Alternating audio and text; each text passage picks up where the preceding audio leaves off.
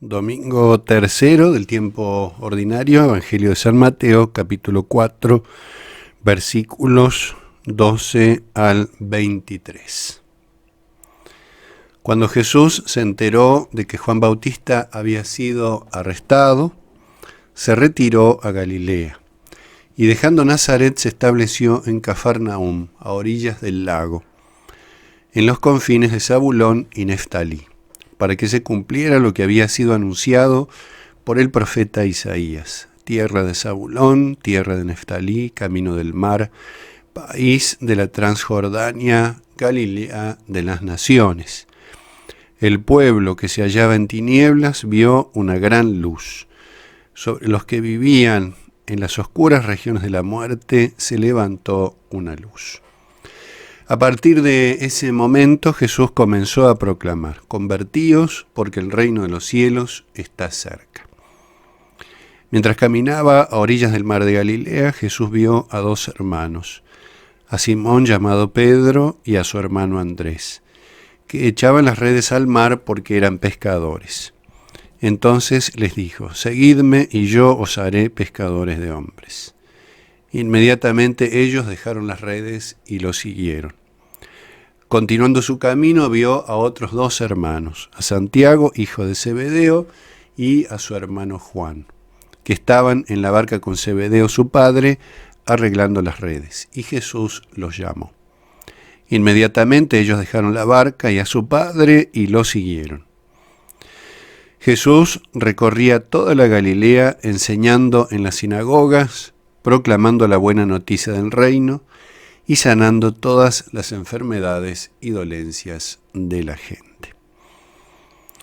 San Mateo advierte el cumplimiento de las palabras proféticas de Isaías con la llegada de Jesús a Galilea después del bautismo en el Jordán y las tentaciones en el desierto. Jesús inicia así su ministerio público en aquella región al norte de la Tierra Santa. Luego de la resurrección, el Señor se aparecerá allí nuevamente en Galilea, donde todo había comenzado, donde había convocado a sus discípulos. En el último capítulo de San Mateo se nos narra la consigna del Señor resucitado: avisad a mis hermanos que vayan a Galilea, allí me verán. Mateo 28:10.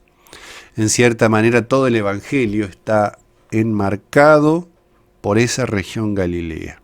Allí comienza y allí concluye.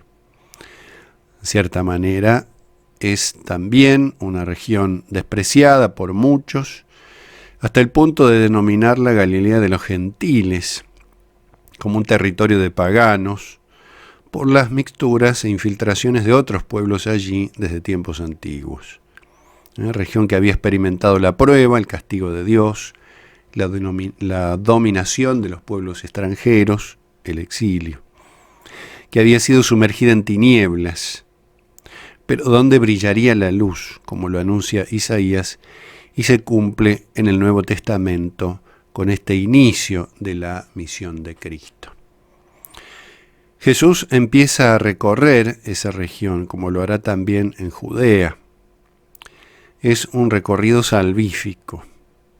Sus pasos son los pasos de Dios, que camina por los dominios de la muerte, por los tenebrosos ámbitos de la oscuridad, del pecado, de la lejanía de Dios, del mal que somete y esclaviza.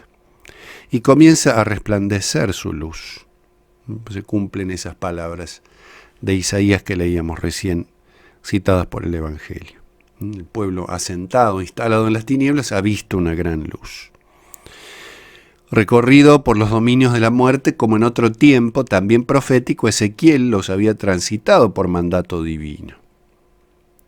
Dice en Ezequiel 37, esa famosa visión de los huesos secos: la mano de Yahvé fue sobre mí, y por su espíritu Yahvé me sacó y me puso en medio del campo, el cual estaba lleno de huesos.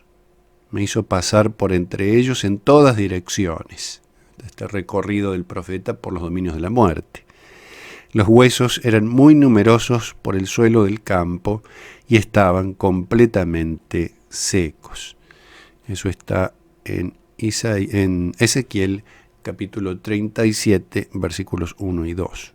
Huesos secos, sin vida, sin posibilidad de vivir. Y esto también no es un detalle menor, no solo el dominio de la muerte, sino la imposibilidad de recuperar la vida. Pero esos huesos resurgen de la muerte por el poder de Dios. La sequedad del pecado es mayor todavía, más profunda, más radical, menos reversible que la de aquellos restos inertes. Pero Jesús recorre la tierra santa y mira y llama.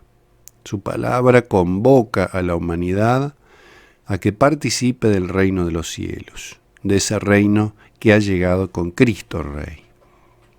También si miramos el libro del Génesis, después del pecado original, allí se anuncian por primera vez, de modo explícito, los pasos de Dios que va al encuentro del hombre, a rescatarlo del pecado, ¿no? El hombre que se esconde al escuchar esos pasos, y Dios que va a recorrer su corazón, en definitiva, el corazón del hombre, para volverlo nuevamente a su amistad. Hay muchos pasajes donde, una serie de pasajes donde esto acontece. Dios saliendo al encuentro del hombre sumergido en las tinieblas del mal, del pecado. Quien es el camino, Jesús dice, yo soy el camino, la verdad y la vida, quien es el camino recorre las orillas del mar. Esto en el llamado a los apóstoles. Quien es la luz, mira y contempla como un acto de elección y de amor a quienes serán sus discípulos.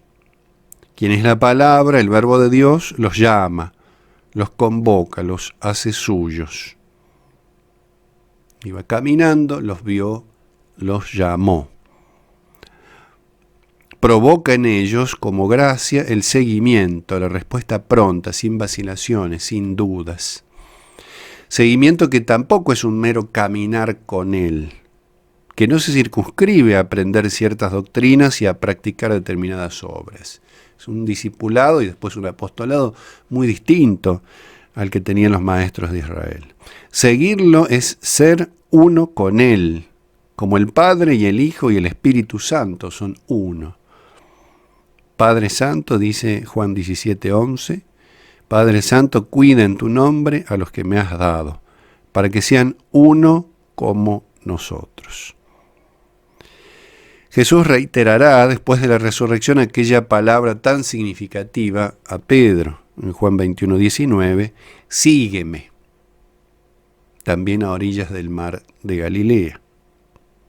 También los evangelios regresan hacia el final a la consideración de esta región Galilea donde todo había comenzado. Sígueme, palabra que es orden y mandato, pero que sobre todo es gracia y don. Es un don, palabra que causa lo que significa una vez que Pedro comprende que por sus propias fuerzas nada puede, que negó a Cristo y que a partir de ese momento también junto al mar lo seguirá hasta la muerte y así hasta la vida. Aquí también la figura del mar tiene mucho relieve en esta escena, en la escena inicial, esta del llamado apostólico, hasta el punto de que esa misión se identifica con la pesca, no ya de peces, sino de la humanidad sumergida en tinieblas. Los apóstoles quedan así perfectamente asociados a la obra redentora. Yo los haré pescadores de hombres. La profundidad del mar, su oscuridad, su fuerza, lo inaccesible de su hondura, cobra importancia simbólica como ámbito de los enemigos de Dios, del dominio del pecado.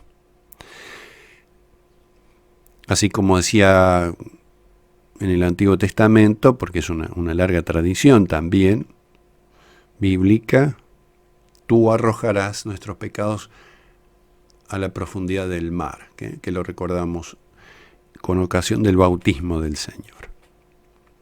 Aquí los apóstoles participan del rescate de aquellos que sumergidos en las profundidades por la gracia de Cristo dan muerte al pecado y por la gracia de Cristo son recuperados para la vida de la gracia. Entonces estos símbolos reflejan una espiritualidad muy profunda, la espiritualidad de la redención.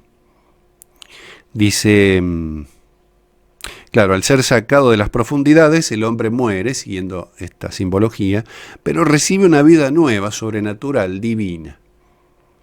Dice Romanos 6, 7, 8, pues el que está muerto queda librado del pecado.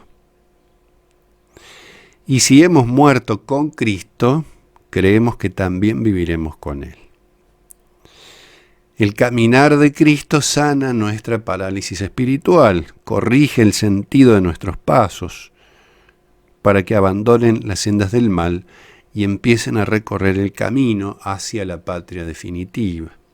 Su mirada nos hace ver, la luz de sus ojos cura nuestra ceguera y despeja las tinieblas del alma. Su palabra pone remedio a la sordera del espíritu. Su llamado nos convoca al banquete eterno, nos invita y nos da fuerzas para responder con toda nuestra vida. Todos los gestos de Jesús son redentores, todas sus acciones son salvíficas. Ha venido al mundo para rescatarnos del pecado, para darnos la vida nueva.